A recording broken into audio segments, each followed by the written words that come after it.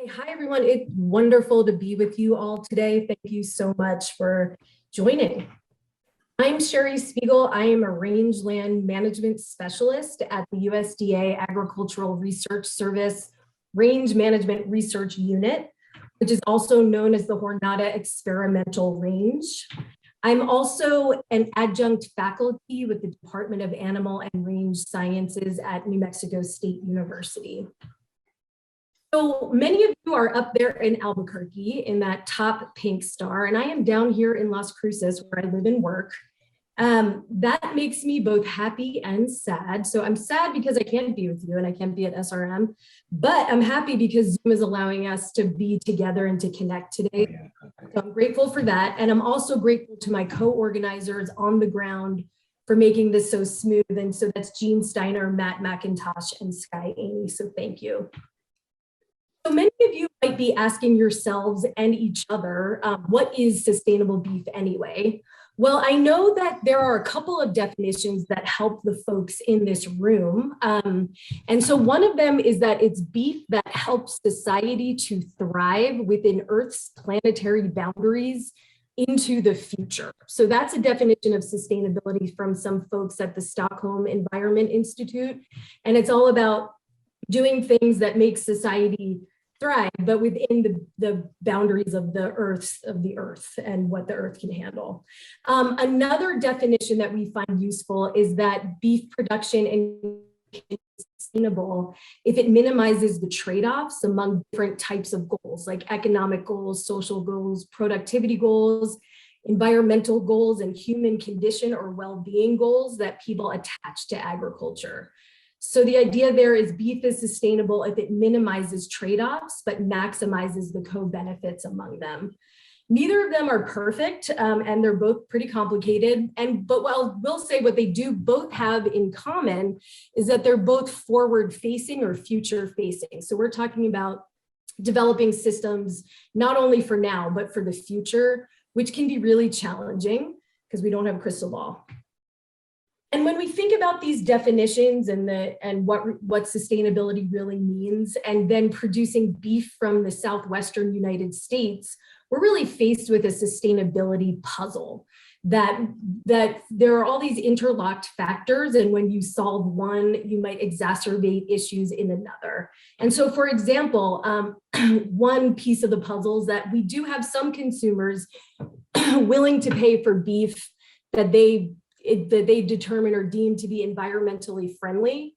But at the same time, we have few market mechanisms to ensure that ranchers who are really working hard to produce that environmentally friendly beef with conservation actions, climate smart actions, few mechanisms to make sure they're paid adequately, given the structure of the supply chain at this time in the current agri-food system.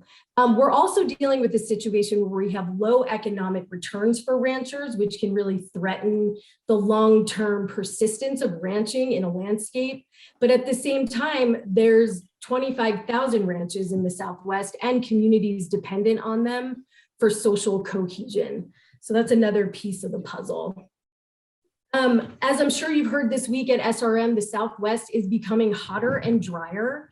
And with that challenge, but then we also have the sustainability challenge that it's really hard to test adaptation strategies and really measure their performance. So with that puzzle in mind, enter the Sustainable Southwest Beef Coordinated Agricultural Project.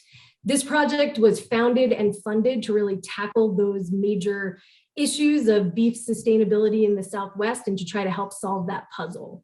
So this is a 5-year project that has components of education, research, and extension. It's funded by the National Institute of Food and Agriculture, and New Mexico State University is the main institution that receives the funds and then disperses it to our many partners. So we have over 25 partners across the country, not only in the Southwest, but also in the Plains in the East. And I'm really proud of this group. It's an amazingly talented and dedicated group that is very creative and really happy to work together. A lot of conditions. So one basic organizing principle for the Sustainable Southwest Beef Project is that knowledge co-production is essential to solving this sustainability puzzle. And so we have really talented education nonprofits that we're working with. So working with K through 12 students, and also an extension team that ensures that there are knowledge feedbacks among research, education folks, and extension stakeholders. So that's really quite a treat as a researcher to be able to work in that context. And I also want to thank you again for being here today, because this is a great opportunity for knowledge co-production with all of us on Zoom and in the room there. Another organizing principle is that systems thinking is really essential to solving this sustainability puzzle. So some of the systems type thinking that we use in this project are farming systems, supply chain systems, and regional food systems thinking. Today, I'm going to focus on the supply chain system, because we've organized a lot of our research, extension, and education in these terms. With that, I'll just review some of the basic components of supply chains originating from ranches and farms of the Southwest. Most of you know this already. So we have inputs over there on the left, and that can be rangeland, hay, genetics, various types of inputs. And then moving over to the farm level, we have cow-calf production and some stocker and backgrounding production. Calves from the cow-calf operations or the stocker operations go to feedlots to be finished on grain and some hay. I have a manure pile there. Good morning. I hope that doesn't make your breakfast uncomfortable. But anyway, so there's a lot of concentrated manure in those feedlots to think about as both a resource and a liability in some cases. Then we move on to packing of the meat and then marketing. And so looking at this from a geographic perspective, here this map shows that cow-calf production or on pasture and range is really ubiquitous across the US and the arable parts of Canada. But when you look, and that's in the blue, but when you look at the orange, you can see that feedlot production is really more concentrated in the plains and in southern Alberta in the case of Canada. And that also that feedlot production is really spatially correlated with the Corn Belt there in green, and also with slaughter and processing facilities that are those cow heads. And so again, so the Southwest is here, you are here. And so what this means for our situation, where you don't see a lot of feedlot activity there in brown, is that cattle from southwestern ranches are typically transported to the southern plains for feedlot finishing.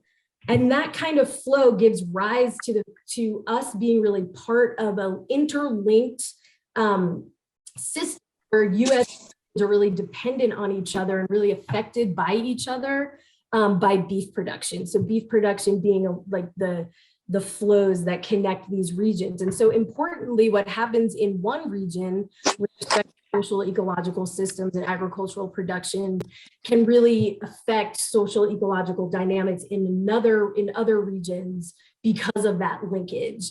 And we really see this kind of telecoupling, which is a term for it, as another clue for solving that sustainability puzzle.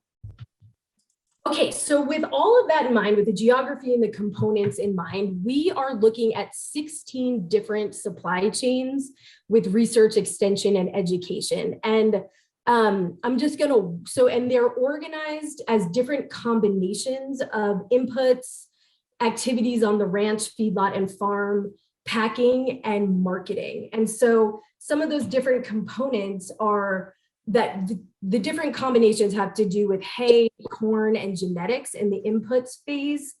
In the ranch and farm phase, we're looking at different combinations of cow-calf ranching, manure application, precision ranching technologies that a lot of you learned about yesterday in a symposium. We're looking at feedlot finishing, versus grass finishing, and then also some manure shed or manure recycling strategies in this phase. So we really have a lot of action in that phase. We're also looking at combinations with slaughter and packing, and either being from the big four packers or from smaller slaughter and packing places. And Also looking at combinations having to do with marketing, either nationwide in the Southwest or in the Northern Plains. And I know that sounds pretty complicated, but I'm going to make it even more complicated and show you this dot plot. So these are the 16 different supply chains that we are researching and learning about through our K through 12 students and our extension stakeholders. And so really we are comparing the sustainability outcomes of these 16 different supply chains that are described in each row. And so we're really looking at those trade-offs. So we're using that sustainability definition where we're trying to minimize trade-offs. And so we're looking at outcomes in all of those realms and then ultimately comparing among each other for improved understanding and maybe some improved ultimately sustainability outcomes in the world now and in the future. I'll just run us through some of these supply chains because this is what we're going to be hearing about today with our really talented speakers. So one line of research, of participatory research has to do with the part of the supply chain with inputs, cow, calf, and stocker production, feedlots, and packing. So that's up there in the pink just to get you oriented. And so this is our breed comparison, where we're comparing the sustainability outcomes of heritage Criollo cattle genetics with more conventional genetics from Angus lines. We're looking at their impacts, very different impacts on the environment, different impacts on ranchers' bottom line. We're also looking at meat quality characteristics and feedlot performance. Those two things are, should have been in different order. And then we're also using this as an opportunity to really hone and understand all the benefits and the potential drawbacks, which there seem to be few, of the precision ranching system and that we're developing as part of this project. And so you'll be hearing from Matt McIntosh and Santiago Utsumi about this component and about this supply chain work. So we also have a focus on that concentrated manure from the feedlots, wondering if different types of management of that can improve sustainability outcomes at these different scales of the supply chain. And so we're really looking at that manure from the feedlots and looking at opportunities to either recycle it onto the corn that is input into feedlots or even at earlier links of the supply chain. So with the hay that's associated with cow, calf, and backgrounding production, or onto the rangeland itself, which is still somewhat controversial in a lot of circles, but we are doing our due diligence and objectively looking at some of those outcomes on soil health and vegetation and also economics and everything in that circle of sustainability domains. So this, when we think about that kind of recycling, we're also thinking about this spatially. So thinking about some of the outcomes of recycling that manure locally, just really close to the feedlots, or in a more coordinated fashion on all the crops in a region that could use it. And then we're looking at these really larger flows and this potential to even transport feedlot manure back out to these range and pasture systems that don't have a lot of feedlots and might be able to use that manure for hay production for further cow, calf, and stocker production. So that one is definitely hypothetical, but we are exploring it as just to get some numbers there. And I should have mentioned that really this is looking at manure as a substitute for fertilizer long-term, especially as we're looking at some impending rock phosphorus scarcity and scarcity of other ingredients that go into fertilizers that we use to grow most of our crops. So we're looking at ways to recycle for circularity and sustainability outcomes. Okay, and then so moving on, we also have 9 supply chains that really cover the whole gamut from inputs to marketing. And for this, we're relying on models. So we're using the integrated farm system model, as well as surveys that you'll hear about later from Sky, and you'll hear about the integrated farm system model from Jose. We're also using enterprise budgets, so we get to work with ag economists on this. Greg Terrell couldn't be with us in person today, as I understand it, but Sky will be covering some topics there from our ag economist, Greg Terrell. And this work, understanding the full supply chain from inputs to marketing, really wouldn't be possible without our fantastic partners who are our producers who work with us on this project, many of whom are in that room and who you'll be hearing from in our panel at the end. So I really hope you can stick around for that because we're really excited about that. And I want to thank our producers for being here, and I'm just really excited to hear from you. So you might be asking, like, hey, that's a lot of information, it's pretty complicated. How are you going to convey that to anyone who cares? And we are working on a Southwest beef knowledge system that we hope does the job. So this is a web-based decision tool. It'll be an app for saying, like, I'm standing here on the landscape, I care about these sustainability outcomes, you know, what's your recommendation? And this is really going to be organized around pretty much a grand synthesis of trade-offs. And that example there is those 3 different manure shed or manure recycling approaches. That's hypothetical for the moment, but we're going to be really serving up that information as in terms of trade-offs. And we're hoping that's going to be useful and usable for ranchers, feeders, buyers and brokers, consumers and policymakers alike. And with that, I just want to thank you for your time. I want to thank you for being here. And I don't know if I have any time for questions, but thanks for listening.